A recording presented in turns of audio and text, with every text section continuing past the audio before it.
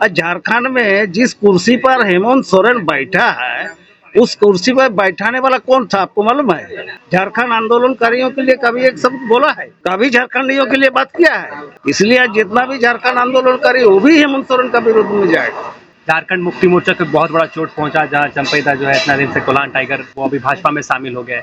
अब झामुमो खाली पड़ी है यहाँ पे। चंपैदा, गणेश महालिदा, आपका अनंतराम टुडू जी, रमेश हंसदा जी सभी अभी एक ही पार्टी में।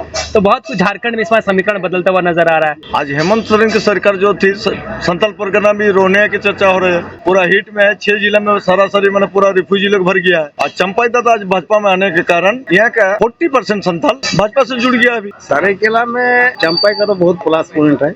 25 से 30% जो है चंपई की तरफ जाएगा, ये निश्चित है। और भाजपा का तो पहले से वोट हाई है।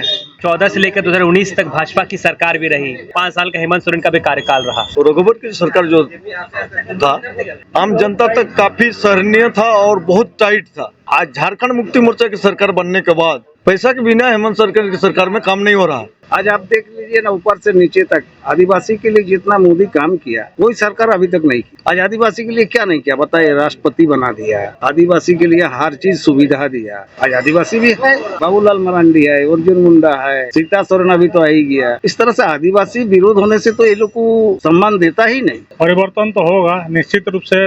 देश के प्रधानमंत्री कोल्हान में आ रहे हैं। कोल्हान वासियों को बहुत बड़ा सौगात मिलने वाला है। प्रधानमंत्री आवास भी का भी घोषणा यहीं से करेंगे। बहुत सारे अच्छे आपको वंदे भारत ट्रेन का शुरुआत करेंगे और बहुत सारे योजना है, लाभ निश्चित रूप से यहाँ के जनता को मिलेगा। नमस्कार, जोहार, मैं हूँ दशरथ प्रधान और आप देख रहे हैं सोशल संवाद। और सोशल संवाद में इन दिनों हम चुनावी संवाद कर रहे हैं। और यहाँ पे जो है ये राजनगर का मंटू होटल है और ये बहुत चर्चित होटल है, जहाँ पे तमाम जो है पार्टी के लोग जुटते हैं और राजनीति की चर्चा होती है। और इसी के साथ अभी भी राजनीतिक चर्चा ही हो रही है, तो हम सोचे क्यों ना जो है आपका सोशल मीडिया के पटल पर इसको रखें और जाने की क्या कुछ इस बार की जो है समीकरण बैठेगी। यहाँ पे झारखंड मुक्ति मोर्चा को बहुत बड़ा चोट पहुंचा, जहाँ चंपैदा जो है इतना दिन से कोल्हान टाइगर वो अभी भाजपा में शामिल हो गए। अब झामुमो खाली पड़ी है यहाँ पे।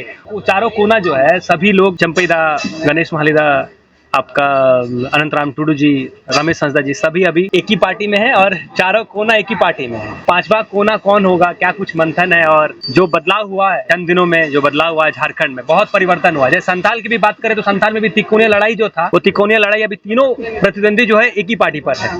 तो बहुत कुछ झारखंड में इस बार समीकरण बदलता हुआ नजर आ रहा है। एक तरह से आपका पश्चिमी सिंहभूम की बात करें तो उसमें भी जो है मुख्य प्रतिद्वंदी थे गीता कोड़ा, मधु कोड़ा, वो भी अभी भाजपा में है। तो इस बार क्या देखते हैं, क्या सोच रहे हैं? इस बार की जो परिस्थिति है वो बदला नजर आ रहा है। अब वही कोल्हान से लेकर के संथाल परगना तक मुद्दा तो बहुत सारे हैं। आज हेमंत सोरेन की सरकार जो थी, संथाल परगना में रोने की चर्चा हो रही है, पूरा हिट में है। 6 जिला में सरासरी मैंने पूरा रिफ्यूजी लोग भर गया है।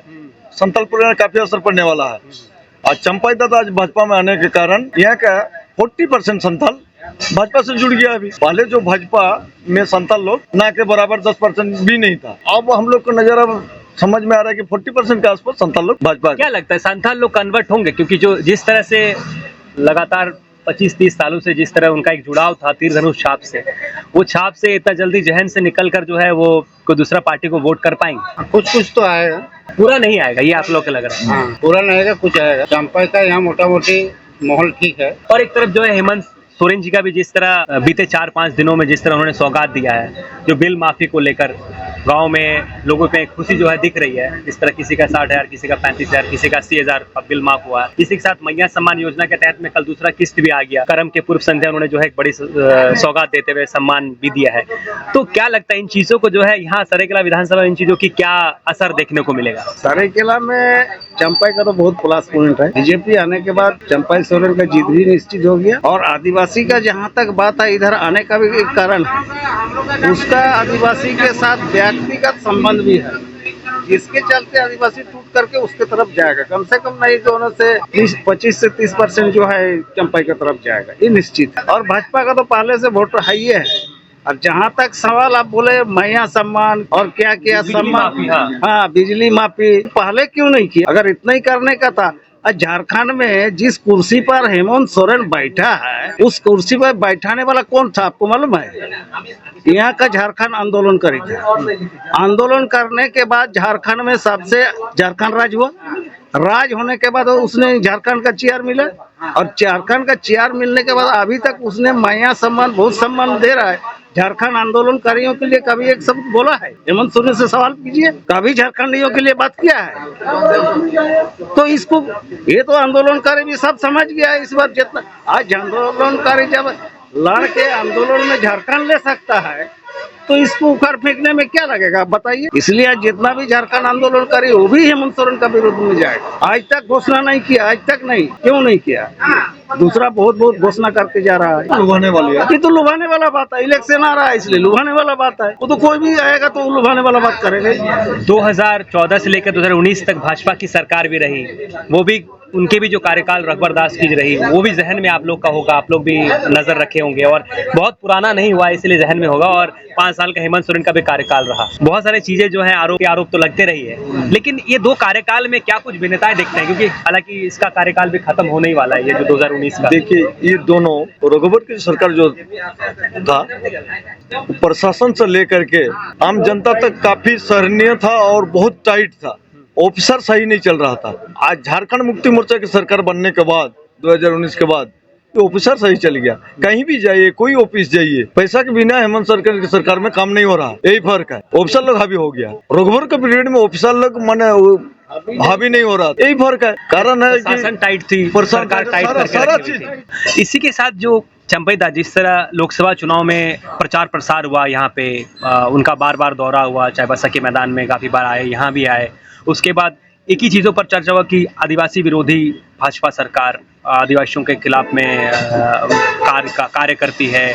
जिस तरह की चीज़ें, मणिपुर की चीज़ें भी सामने आई, तो कहीं ना कहीं आदिवासियों में झारखंड मुक्ति मोर्चा इस बार ये उनका जहन में बैठाने का काम कर दिया है, क्योंकि जिस तरह 5 सीटें रिजर्व सीटें जो है 5 ले ली कोल्हान की, तो इससे ये माना जा सकता है कि आदिवासियों के जहन में ये बैठा दिया कि बीजेपी जो है आदिवासी विरोधी है। क्या वो जो प्रचार प्रसार हुआ है वो अब इस बार विधानसभा चुनाव में इसका असर देखने को मिलेगा, क्योंकि महीने 2 महीने का ही समय पहले ये जो है घटनाएं घटी? नहीं, ये जो पहले जिस तरह से राजनीतिक हुआ था वो राजनीतिक अभी नहीं है। अब पहले ठीक है, बीजेपी ये लोग एक अपना तरफ टानने के लिए कुछ भी राजनीति कर सकता है, लेकिन आज आप देख लीजिए ना, ऊपर से नीचे तक आदिवासी के लिए जितना मोदी काम किया कोई सरकार अभी तक नहीं किया। ये तो स्पष्ट बात है। आज आदिवासी के लिए क्या नहीं किया बताइए? राष्ट्रपति बना दिया, आदिवासी को बनाया, आदिवासी के लिए हर चीज सुविधा दिया, नल जल टोटल व्यवस्था दिया।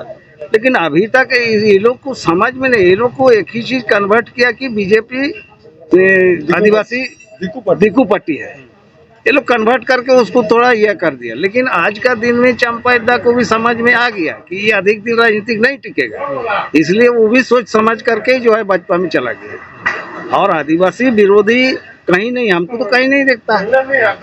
आज आदिवासी भी है, बाबूलाल मरांडी है, अर्जुन मुंडा है, सीता सोरेन अभी तो आ ही गया। इस तरह से आदिवासी विरोध होने से तो ये लोग को सम्मान देता ही नहीं। गलत तरीका लिया गया और गलत तरीका सब दिन राजनीतिक नहीं चलता है। वो अभी बुद्धिजीवी आदिवासी में भी हो गया, वो लोग भी समझ गया कि नहीं, इस तरह से होने से हम लोग का ही घाटा है। तो ये 2 महीना में कैसे आप मान सकते हैं कि समझ गए? 2 महीने में आदिवासी समझ गए? 2 महीना पहले वही लोग जो है उनके खिलाफ में जाके वोट किए हैं, भाजपा के खिलाफ जाकर। ये तो 2 महीना नहीं, तो 1 दिन में पलटता है। ये पलटने का, इलेक्शन में पलटने का कोई बड़ा चीज नहीं होता है, ये तो 1 महीना में भी पलटेगा। अच्छा, एक चीज है जो सवाल बार बार सभी का जहन में है कि जिस तरह चंपैदा लगातार बोल रहे हैं कि हम जो है जेएमएम के खिलाफ ना ही प्रचार प्रसार करेंगे, तो इस बार जब वो मंच पर जाएंगे वोट मांगने के लिए तो जेएमएम को सीधा पलटवार उनके ऊपर नहीं कर पाएंगे। और इसी के साथ जिस तरह ये गैप सीता सोरेन के कार्यकाल में भी देखने को मिला कि वो खुल के जो है वो खिलाफ में नहीं खड़ा हो पाई, क्योंकि जो तो परिवार के सदस्य ही हैं, तो कहीं ना कहीं ये असर करेगा कि नहीं? प्रचार जो है खिलाफ में नहीं कर पाएंगे, झामुमो के खिलाफ नहीं करेंगे, तो इससे क्या असर देखते हैं? मतलब जैसे कि सीता सोरेन जब पार्टी छोड़ी, जब वो चुनाव प्रचार प्रसार में निकली तो नेता जो है विपक्ष को जमकर जो है कोसती हैं, लेकिन वो गैप नजर आया उनमें, वो नहीं की। इस बार चंपैदा भी वैसे ही करने वाले हैं, क्योंकि वो खुल के अब जो है वो कांग्रेस को आड़े हाथों ले रहे हैं, लेकिन झामुमो के खिलाफ में नहीं खड़े हो रहे, तो उसके वजह से जो है उनका चुनाव प्रचार प्रसार में इस बार एक गैप महसूस होगा लोगों को। तो इससे क्या असर पड़ेगा? वो असर तो कुछ नहीं पड़ेगा, कोई असर नहीं पड़ेगा। कह सकते हैं कि कोई असर नहीं पड़ेगा। अब हमने गीता कोड़ा का देखा, सीता सोरेन का देखा, यहाँ चंपा सोरेन को पब्लिक पहले से मोटा मोटी 25-30 साल से यहाँ उसका गढ़ बना है, इसीलिए उसका असर नहीं पड़ेगा। मतलब उनको मानते हैं इसीलिए असर नहीं पड़ेगा। बहुत कुछ हमें लगता है कि जो कोल्हान के वासी हैं, जो जिला के वासी हैं, उनको बहुत कुछ मिलेगा। तो इसका जो है प्रभाव चुनाव में किस तरह देखते हैं? क्योंकि एक तरह से जो है आदिवासियों की जो है एक हुजूम जो है दिल्ली में जंतर मंतर में हो भाषा को लेकर आंदोलन कर रही है। कल आदिवासी सेंगेल अभियान के तहत सरना धर्म कोड की मांग भी की जा रही है। आत्मदाह करने का भी बात सामने आ रहा है, सामूहिक आत्मदाह करने का बात सामने आ रहा है। तो कल यदि ये दो चीज़ें आती है सामने या फिर एक में से एक चीज़ें आती हैं तो कहीं ना कहीं बहुत बड़ा परिवर्तन हो सकता है आगामी विधानसभा में। क्या सोचते हैं इसको लेकर? परिवर्तन तो होगा निश्चित रूप से। देश के प्रधानमंत्री कोल्हान में आ रहे हैं तो कोल्हान वासियों को बहुत बड़ा सौगात मिलने वाला है। और अभी जैसे पेपर के माध्यम से या जानकारी मिल रहा है कि प्रधानमंत्री आवास भी का भी घोषणा यहीं से करेंगे। बहुत सारे अच्छे आपको वंदे भारत ट्रेन का शुरुआत करेंगे और बहुत सारे योजना है। योजना का लाभ निश्चित रूप से यहाँ के जनता को मिलेगा और जनता मोदी जी का भाषण सुनने के लिए हम लोग पार्टी की तरफ से भी गाड़ी नहीं दे पा रहे हैं। इतना लोग इच्छुक हैं कि हम लोग जाएंगे जनता से। कैंडिडेट लाया जिस तरह आजसू को तोड़कर लाया, गुटबाजी का सबसे बड़ा खतरा जो है मंडरा रहा। उस सारेगला विधानसभा क्षेत्र की बात करें तो इसमें भी अंदर की बात कहे, सूत्रों की बात कहे तो गणेश महाल जी थोड़ा बहुत नाराज है क्योंकि वो इतने सालों से जो है यहाँ पे संघर्ष करते रहे हैं इस विधानसभा क्षेत्र में और हमेशा से वो बहुत कम मार्जिन में हारते रहे हैं। उसी के साथ रमेश हंसदा भी होड़ में थे, अनंत राम टूडू जी भी थे और अब चंपैदा आगे हैं। तो कहीं ये गुटबाजी जिस तरह संताल में भी गुटबाजी का नजर आ रहा, ताला मरांडी आपका लॉबिन हेम्ब्रम का बात हुआ, जैसे हंसदा जी का बात हुआ, तो ये गुटबाजी का फैक्टर जो है इसको किस तरह लगता है कि भाजपा की एकजुटता, इसको एकजुटता की पाठ कैसे पढ़ाएगी? देखिए, जहाँ तक सवाल है भाजपा का अपना संगठन के रूप में चलता है। संगठन का जो डिसीजन होता है उसको मान के चलना पड़ता है। अगर संगठन का विरोध में जाएगा तो जाएगा, लेकिन जो भाजपा का कार्यकर्ता भाजपा का जो समर्पित है वो तो जो भाजपा में रहेगा। व्यक्तिगत हो सकता है कि भाई हमको टिकट नहीं दिया तो हम चल जाएंगे, तो व्यक्तिगत उसका विचार है, उसमें जा सकता है। लेकिन संगठन का जो रूपरेखा है, संगठन का जो संगठन है, वो संगठन जो विचार करेगा उसको तो मान के चलना होगा। ये नहीं कि टिकट तो एक ही आदमी को मिलेगा, टिकट को 10 आदमी को मिलेगा नहीं। जो मांग रहा है वो भी जानता है, जो नहीं मांग रहा है वो भी जानता है कि संगठन में एक ही आदमी को टिकट मिलता है। तो इसमें तो उसको काम करना पड़ेगा, या तो उसको पार्टी विरोधी होकर के निकाल के दूसरा काम करना होगा। तो उसमें तो सब लोग नहीं न जाएगा। ऐसा हो सकता है क्या? संगठन का सब आदमी नहीं जा सकता। सर, आप लोग क्या मंथन कर रहे हैं? जो यहाँ 14 सीटों की बात करें तो इस बार झामुमो की कितना नुकसान, झामुमो का नुकसान नजर आ रहा है और कितना बीजेपी को बढ़त होते हुए नजर आ रहा है? आप लोग, हमारा मानना है कि झामुमो को काफी नुकसान उठाना पड़ेगा। अभी तो हमारे अनुमानिक में कोल्हान से कम 6 से 8 सीट भाजपा के झोली में जाने वाले, तो 50-50 का आंकड़ा हो जाएगा। 8 से कम नहीं होने वाला है अभी का नजारा। हो सके 1 महीने के बाद क्या होगा नहीं बोल पाएंगे। अभी अगर चुनाव होता तो भाजपा के झोली में 8 से 9 सीट उम्मीद है।